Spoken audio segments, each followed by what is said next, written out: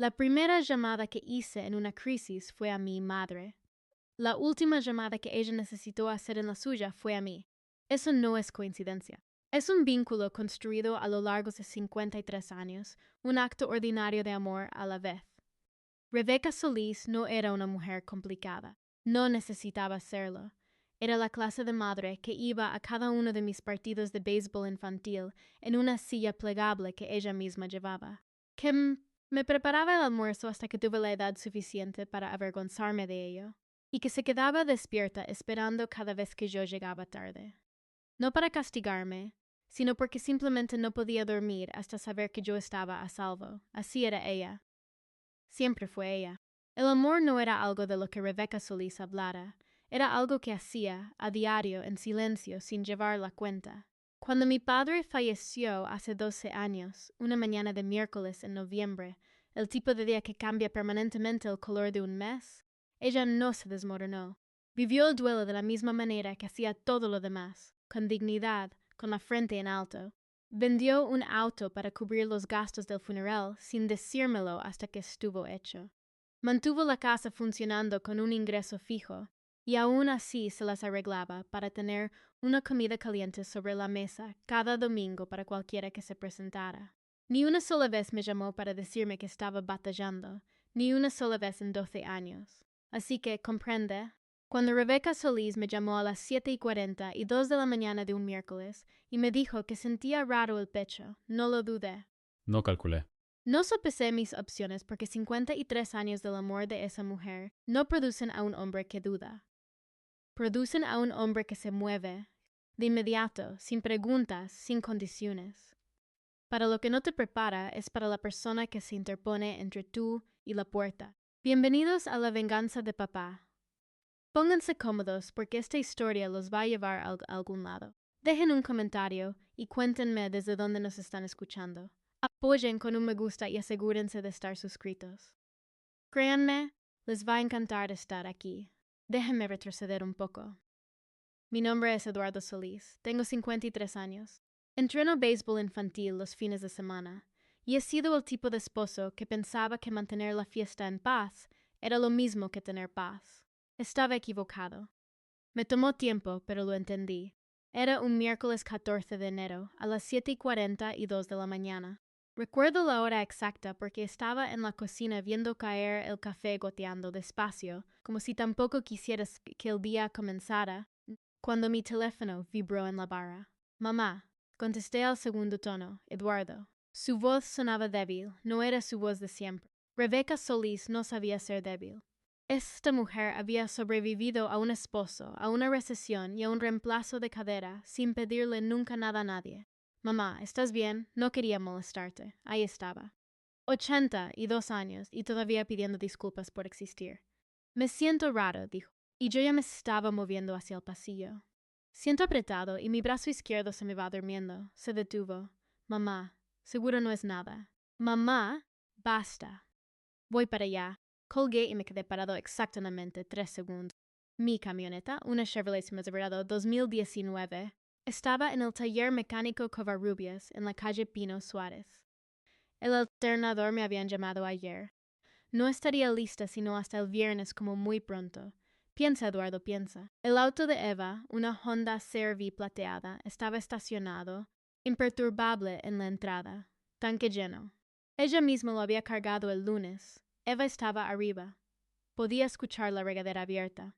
Ese baño largo y lujoso de 30 minutos que se tomaba cada mañana como si se estuviera preparando para una sesión de fotos. Fui al pie de la escalera. Eva. La regadera seguía abierta. Eva. El agua se detuvo. Una larga pausa. ¿Qué? No un qué de preocupación, sino un que de más vale que esto sea importante.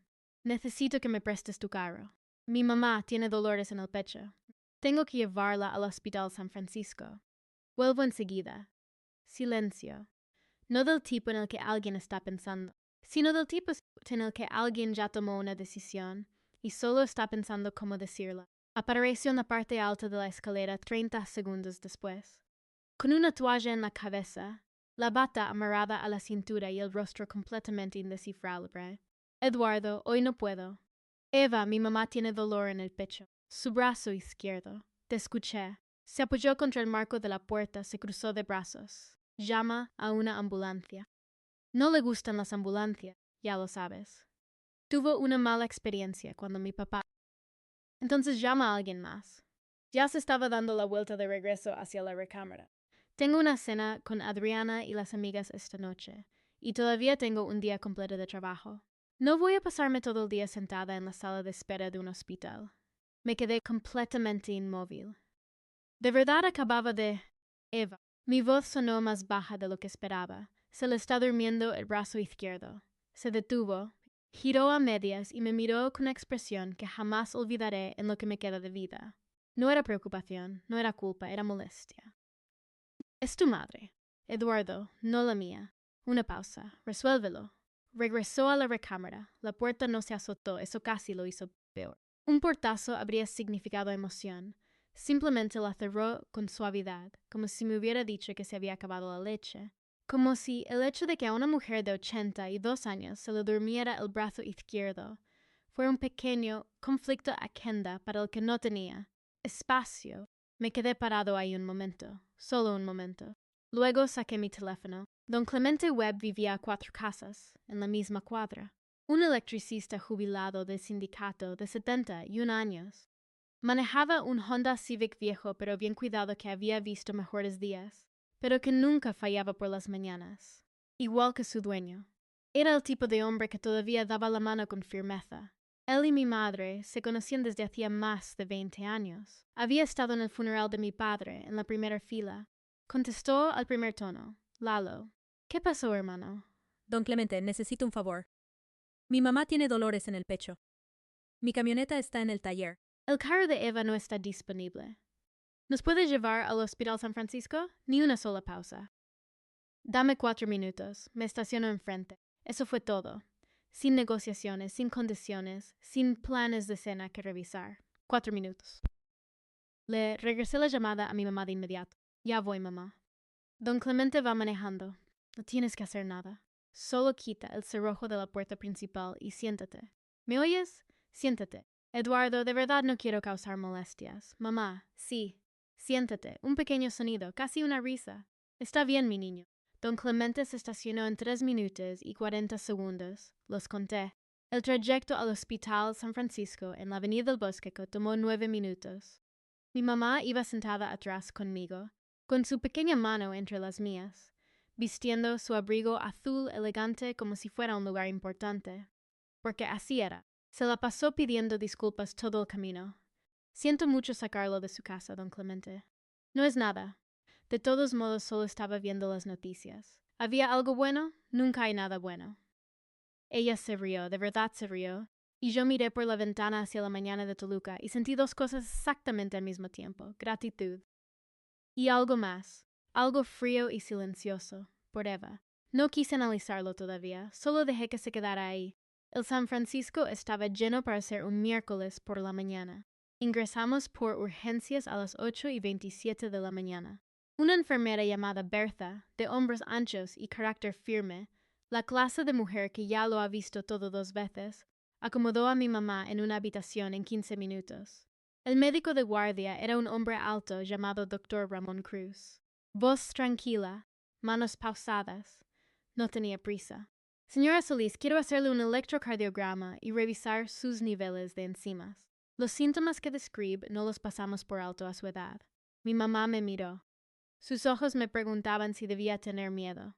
Haz todo lo que te diga el doctor, mamá, le dije. Ella sintió. Luego levantó la mano y me tocó la cara. Viniste, dijo de manera simple, como si no hubiera estado completamente segura de que lo haría. Eso casi me destroza.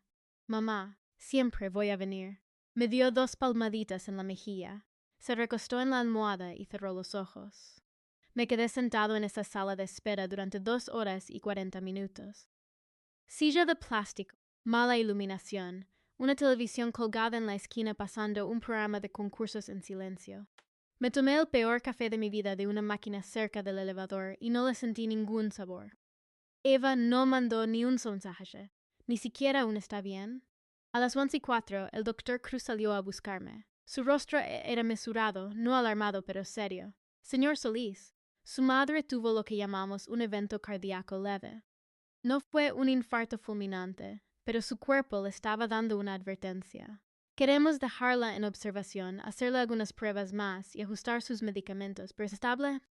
¿Está estable? Está estable. También está preguntando si hay televisión en su habitación. Me reí, de verdad me reí. Así es ella. ¿Puedo pasar a verla? Denos 20 minutos para instalarla. Me volví a sentar, apoyé los codos en las rodillas y me quedé mirando el piso. Resuélvelo, había dicho Eva. Resuélvelo. Mientras ella se iba a cenar con Adriana y las amigas. Mientras el corazón de su suegra enviaba señales de auxilio. Vaya que lo resolví. Saqué mi teléfono y llamé a don Clemente, que se había quedado esperando en el estacionamiento todo ese tiempo. Como el gran hombre que era. Está estable, le dije. Bendito sea Dios, dijo, y lo decía de corazón. Don Clemente, gracias. Lalo. Su voz era firme, pero amable. Eso es lo que hace la gente. Dejé que esa frase se quedara flotando en el aire un momento. Alguna gente. Me quedé con mi mamá hasta las 4 de la tarde. Vimos la mitad de un programa de concursos, esta vez con sonido, y me ganó 2 veces en un juego de palabras que inventó ahí mismo, usando cosas del hospital y capitales del país. Era más lista que yo en su peor día. Siempre lo había sido. A las 3:47, justo antes de irme, me tomó la mano otra vez. Eduardo. Su voz había cambiado. Esa voz débil de la mañana había desaparecido. Esta era su otra voz, la que usaba cuando hablaba en serio. Sí, mamá. Eva no vino. No era una pregunta. No respondí de inmediato. Tenía planes de cena. Solo mi nombre. Eso fue todo lo que necesitó. La miré. 82 años. El abrigo azul doblado con cuidado sobre la silla. Los ojos tan claros como siempre. Se fue a cenar, mamá, dije en voz baja, con sus amigas. Las palabras cayeron en esa habitación de hospital como algo arrojado desde una gran altura. Mi mamá no se quejó, no levantó la voz, no pronunció una sola palabra sobre Eva Solís. Solo asintió lentamente y miró hacia la ventana. La luz de la tarde iluminaba los edificios de Toluca de manera perfecta. Dorada, silenciosa y cansada, no dijo nada más, pero vi que algo cruzó por su rostro. Algo que se parecía mucho a una decisión. Le besé la frente a las 4:02 de la tarde. Salí del Hospital San Francisco hacia el aire frío de la tarde. Don Clemente volvió a recogerme. Manejamos a casa en un silencio cómodo, y en algún punto de la avenida Juárez, con las hojas secas volando frente al parabrisas, como si el mundo se estuviera desprendiendo de algo que ya no necesitaba. Me di cuenta de que no estaba enojado con Eva. Había terminado. Si nos han estado escuchando desde hace tiempo, háganos un pequeño favor. Suscríbanse. Mucha gente nos ve sin hacerlo, pero a ustedes no les cuesta nada y para nosotros significa todo. Apoyen con un me gusta y dejen sus opiniones en los comentarios. Hay personas que se pasan la vida entera haciendo retiros de relaciones en las que nunca se molestaron en depositar. Eva llevaba años sobregirada. Jueves 15 de enero, 6:58 de la mañana. Me desperté antes de que sonara la alarma. Así es como sabes que hay algo pesado sobre tu pecho que el sueño no pudo quitar. Me quedé acostado de mi lado de la cama, el izquierdo, siempre el izquierdo. Once Todavía dormía como si le estuviera dejando espacio en que de verdad quisiera estar ahí. Eva sintonizaba el sueño profundo, con el cabello esparcido sobre la almohada, respirando lenta y acompasadamente, completamente imperturbable. Esa mujer podía quedarse dormida en medio de un juicio. Me levanté en silencio, bajé las escaleras y preparé café. Sí, con la ruidosa cafetera express, y no me sentí mal por ello. Ni un poco. Ella prefirió una cena antes que atender el brazo izquierdo de mi madre que se entumecía. Podía sobrevivir al ruido de la cafetera. Me senté a la mesa de la cocina y vi cómo entraba la mañana por la ventana sobre el fregadero. Mi teléfono estaba boca abajo en la mesa. Le di la vuelta. Ningún mensaje del San Francisco. A las 7 de la mañana, que no hubiera noticias eran buenas noticias. Pensé en mi mamá, en cómo se veía en esa cama de hospital. Pequeña contra la almohada, con su abrigo azul de vestir doblado sobre la silla como si se hubiera arreglado para la ocasión de enfermarse.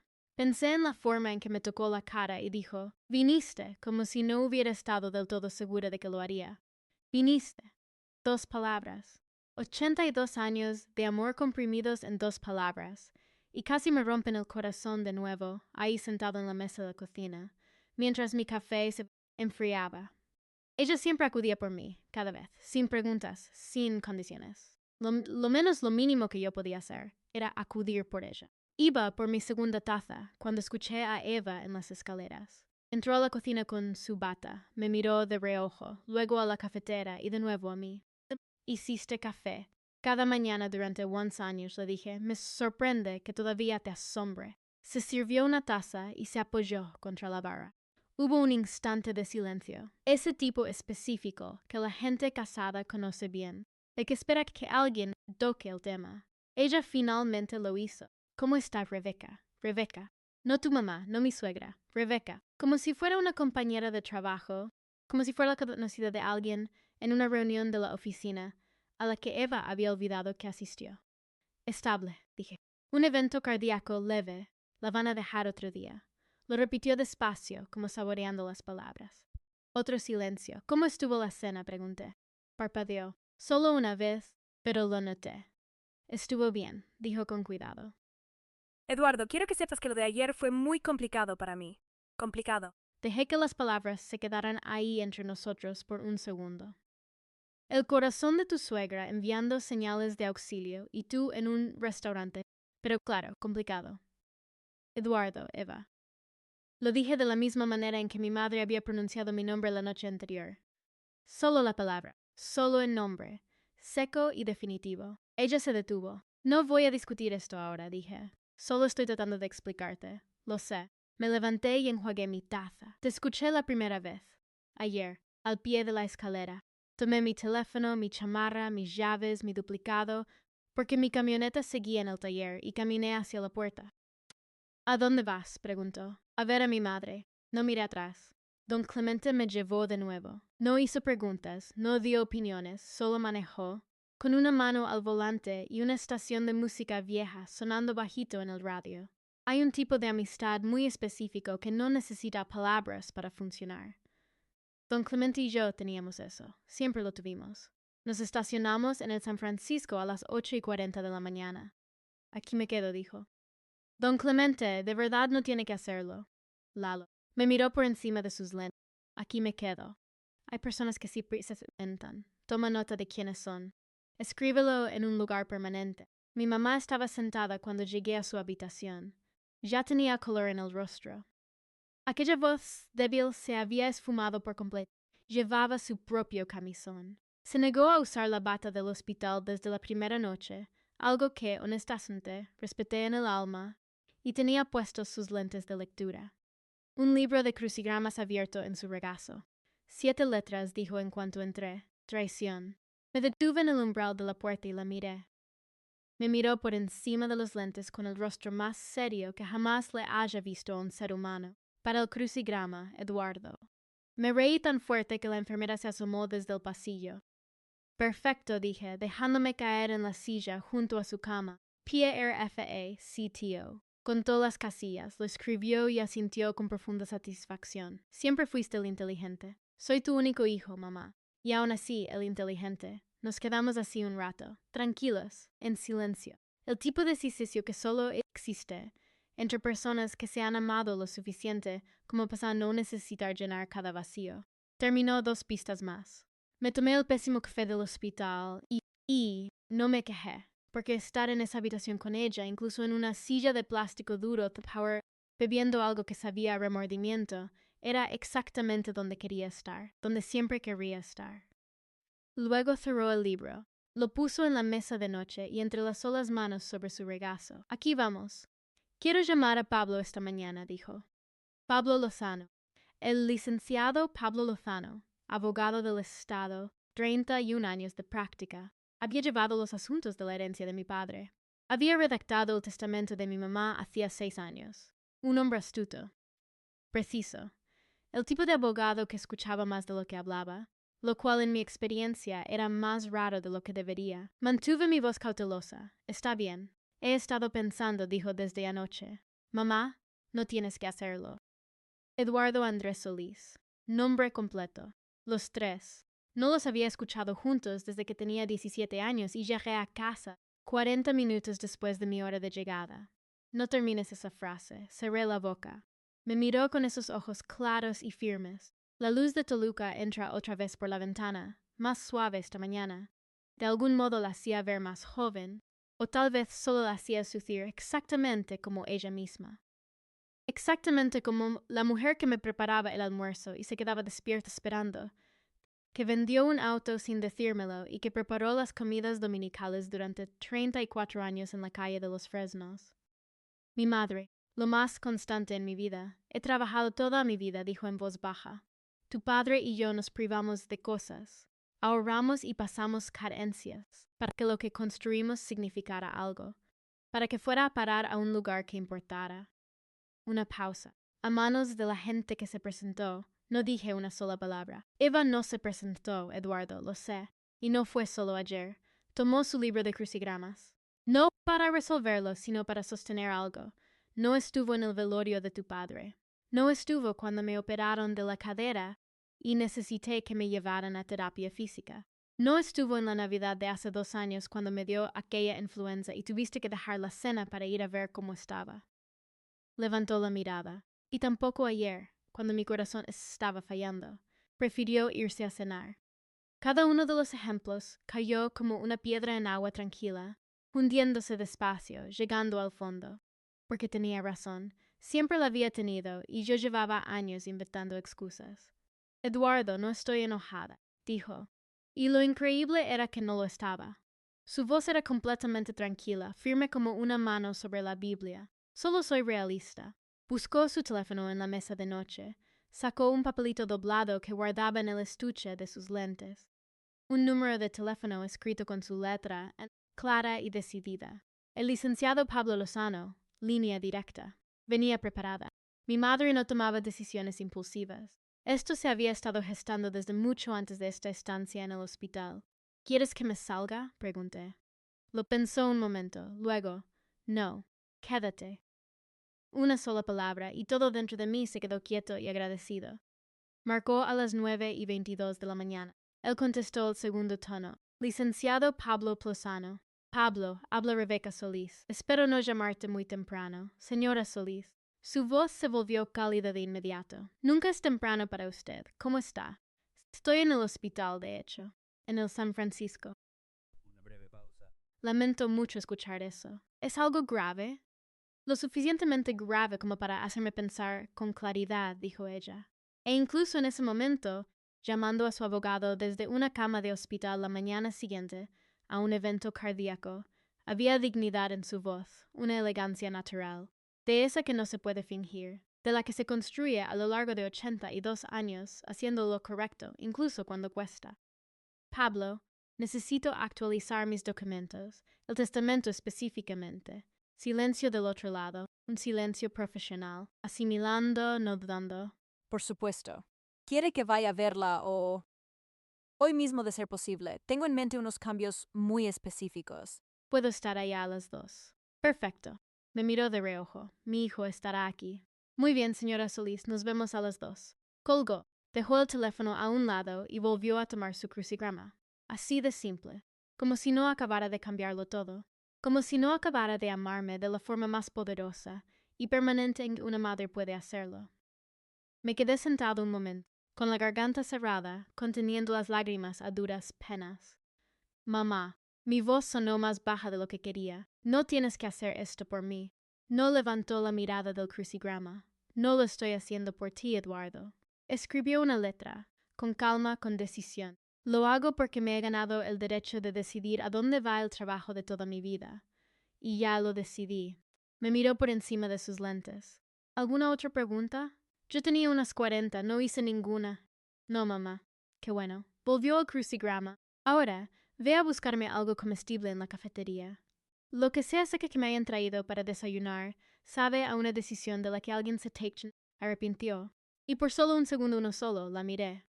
Esta mujer pequeña, audaz y magnífica, en su propio camisón, en una habitación de hospital en Toluca, llenando un crucigrama como si el mundo no le debiera nada, y ella se lo debiera todo a él, y pensé, He pasado 53 años intentando ser digno de ella.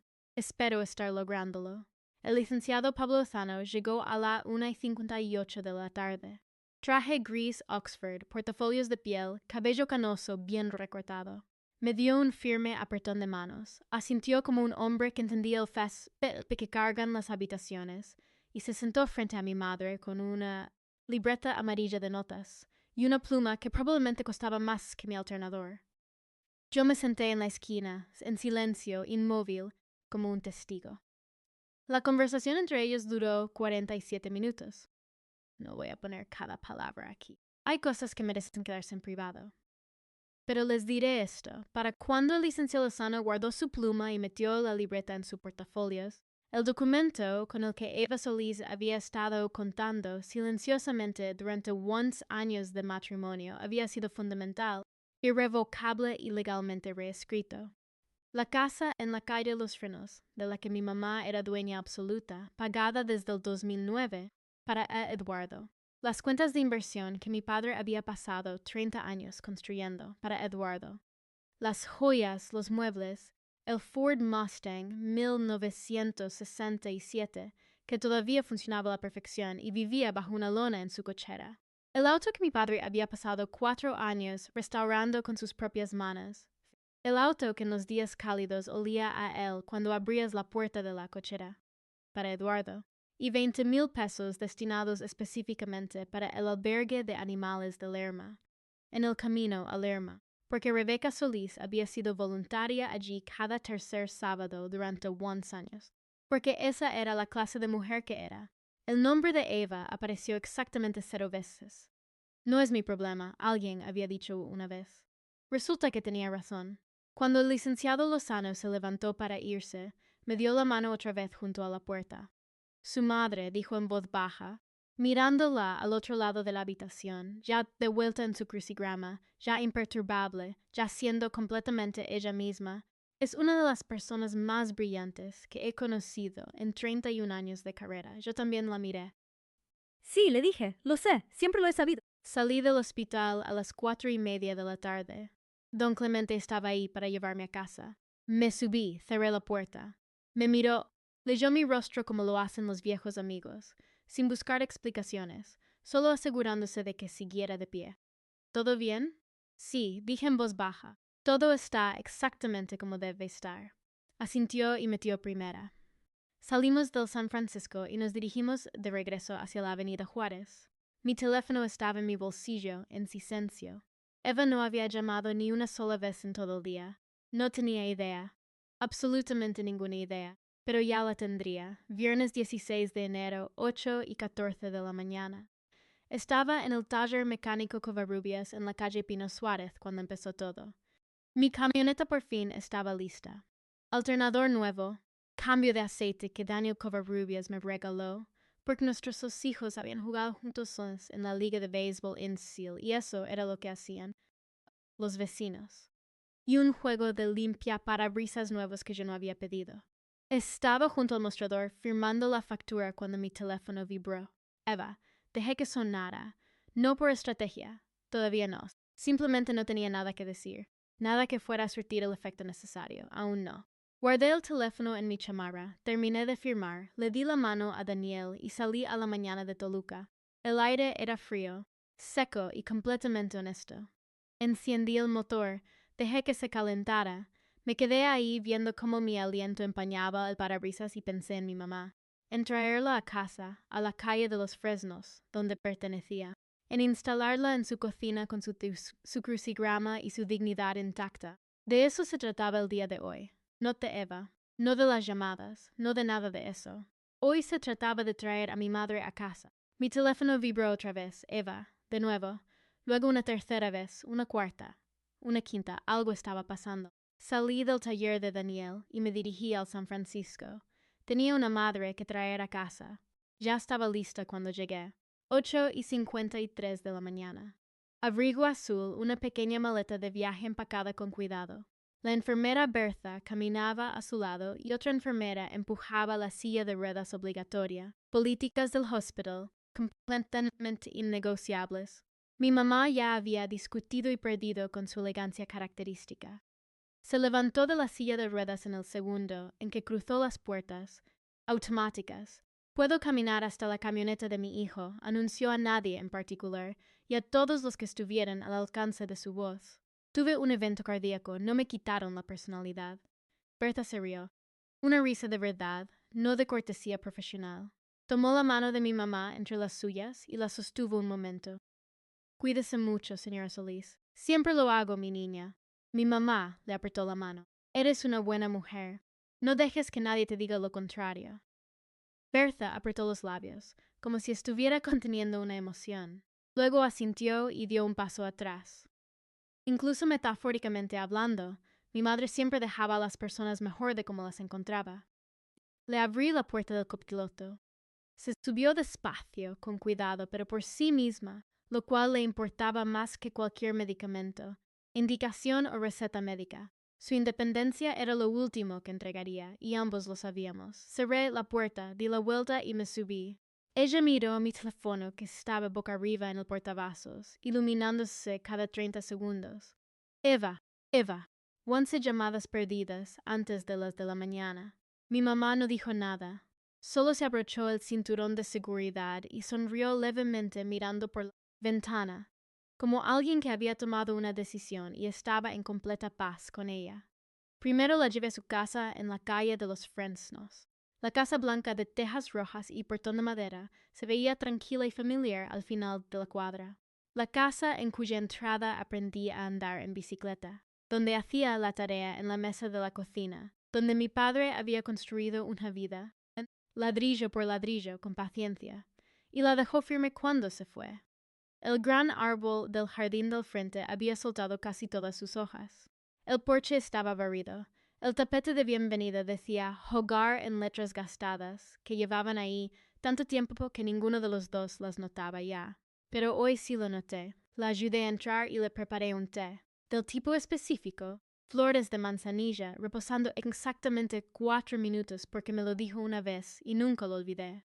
Revisé el calentador, revisé el refrigerador, repasé los nuevos medicamentos que le dio el Dr. Cruz uno por uno, leyendo las etiquetas en voz alta mientras ella escuchaba con las manos, rodeando su taza. Eduardo.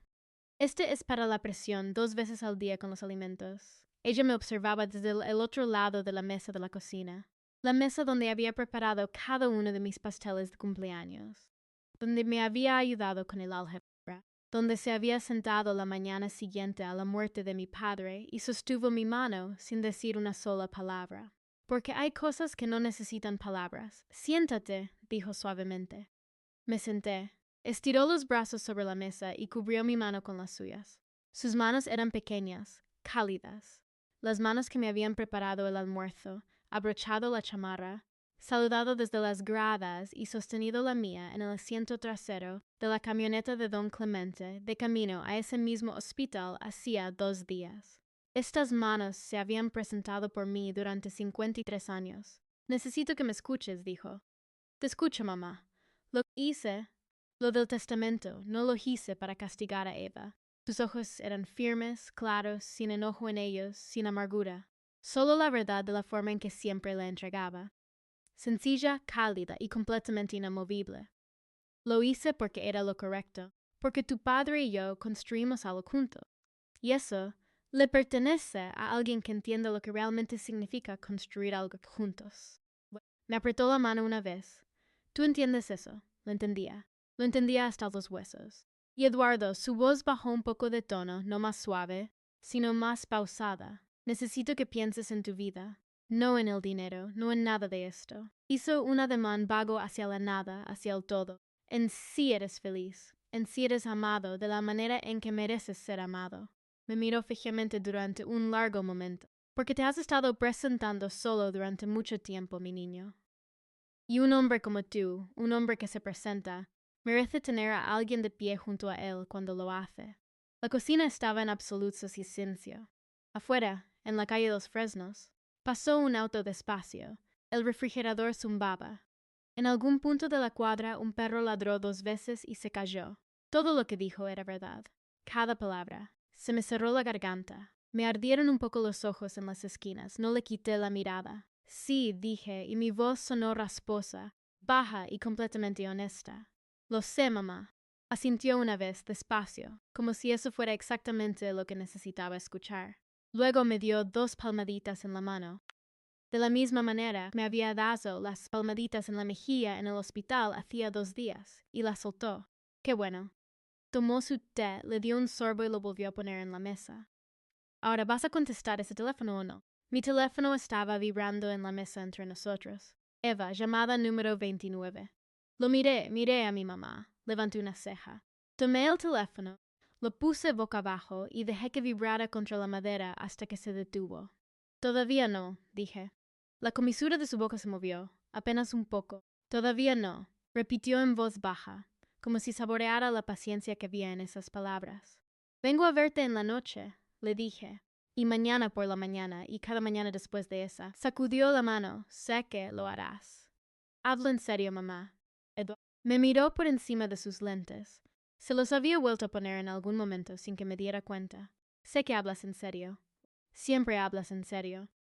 Salí de la calle de los Frenos a la 1:15 de la tarde. Manejé a casa en la avenida Juárez.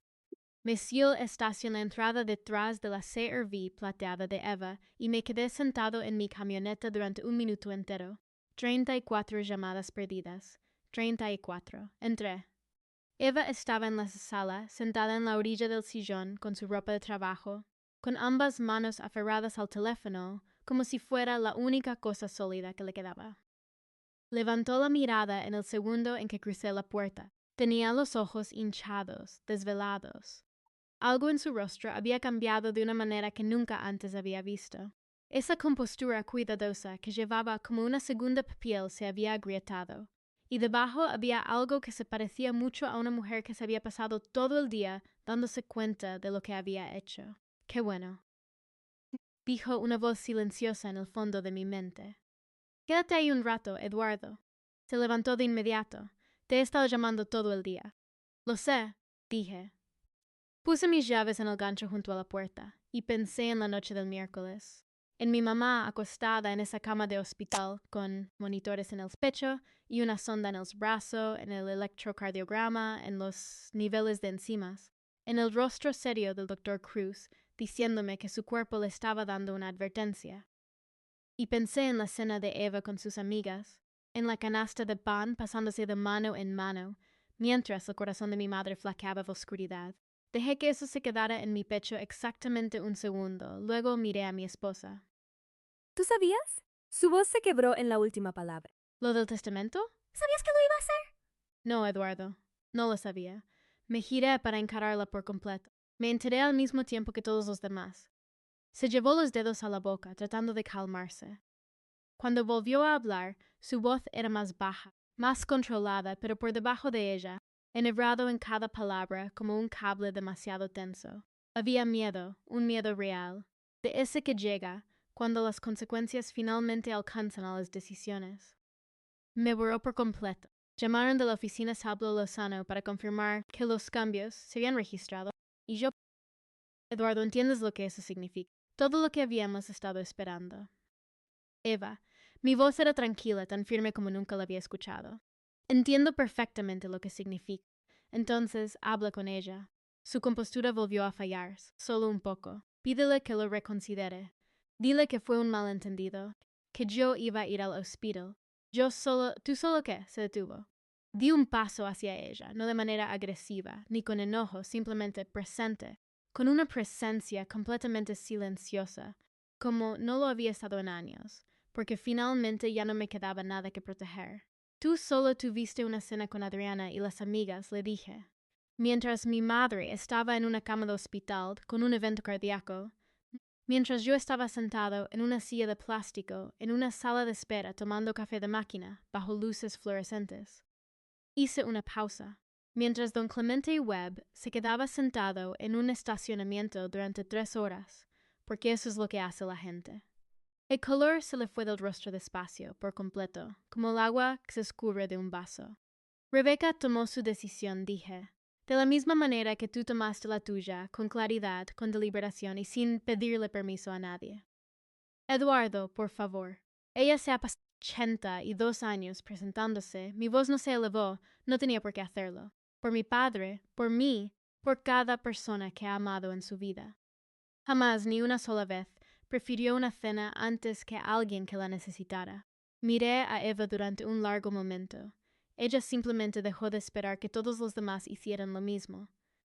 La sala quedó en absoluto silencio. Eva me miró de verdad, tal vez por primera vez en años, y vi que algo cruzó por su rostro. No solo miedo ahora, sino algo más profundo que el miedo, la mirada específica de una persona que finalmente ha comprendido por completo el tamaño de lo que perdió.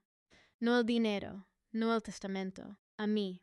Finalmente entendió que me había perdido, y el hombre que estaba parado frente a ella, tranquilo, con la mirada limpia, las llaves en la mano y el corazón finalmente en paz, no era el hombre que se había quedado al pie de la escalera el miércoles por la mañana, todavía esperando que ella dijera que sí. Ese hombre ya no existía. El teléfono vibró en su mano. Lo miró hacia abajo. El nombre de mi madre en la pantalla. Me miró a los ojos, con la mirada muy abierta, con algo que bien pudo haber sido esperanza. La miré de vuelta exactamente un segundo y lo sentí, el último hilo de algo a lo que me había aferrado durante unos años, finalmente se soltaba. No con enojo, sino con algo más silencioso, con un alivio. Tomé mis llaves del gancho. Voy a ver cómo está mi madre, dije. Abrí la puerta principal. El aire de Toluca me golpeó el rostro, frío, limpio, honesto y completamente libre. Ah, dije, dándome la vuelta una última vez. Eva estaba parada en medio de la sala, con el teléfono en la mano, el nombre de mi madre brillando en la pantalla, 38 llamadas de consecuencias escritas en cada línea de su rostro. La miré exactamente un segundo, y no sentí más que claridad. Probablemente deberías contestar. Cerré la puerta detrás de mí y suspiré. El tipo de suspiro que viene de un lugar tan profundo que ni siquiera sabías que lo estabas conteniendo. Me quedé parado en el porche solo un momento. El aire de enero me dio en la cara, frío, limpio y honesto, y algo se asentó en mí que no había sentido en años, claridad, no enojo, no amargura, no el arrebato ardiente de un hombre que ya se cansó, solo claridad, la tranquila e inconfundible claridad de un hombre que finalmente, después de años de decirse a sí mismo que las cosas estaban bien, después de años de suavizar las cosas, tragarse y dormir del lado izquierdo de la cama, dejando espacio para alguien que nunca se movió hacia él. Por fin veía su vida exactamente como era. No había estado casado durante unos años. Había estado aguantando durante unos años. Hay una diferencia. Y parado en ese porche, con la voz de mi madre todavía en mis oídos y el rostro de Eva aún en mi mente, finalmente lo comprendí por completo. El hospital no me hizo verlo. El que Rebeca Solís estuviera acostada en esa cama de hospital con un evento cardíaco mientras su nuera pasaba la canasta de pan en la cena. Eso no sembró una semilla. Eso quemó todo el campo por completo y me mostró exactamente lo que siempre había estado, creciendo allí. Caminé hacia mi camioneta y encendí el motor. El radio se encendió a bajo volumen, una canción vieja, algo que mi padre solía tararear los sábados por la mañana en la cochera, y dejé que sonara. No tomé ninguna decisión esa noche, más allá de una. No iba a regresar a esa casa, al menos no esa noche. Y en algún lugar, en ese rincón donde un hombre sabe las cosas antes de estar listo para decirlas en voz alta, supe que no sería solo esa noche. La lealtad y el amor merecen un legado. Si disfrutaron de esta historia, únanse a nuestra comunidad apoyando con un me gusta y suscribiéndose para más relatos reales, honestos y familiares. Nos vemos en la próxima.